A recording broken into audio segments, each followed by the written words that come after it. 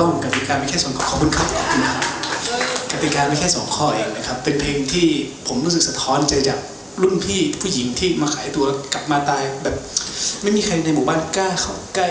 บ้านครอบครัวเนี้ยเพราะว่าเขาติดเชื้ออยู่นึกออกไหมเมื่อก่อนมันน่ากลัวน่าเกลียดอย่าเข้าใกล้แน่อย่างเงี้ยไปคบอย่างเงี้ยนี่คือภาพเมื่อก่อนเนาะ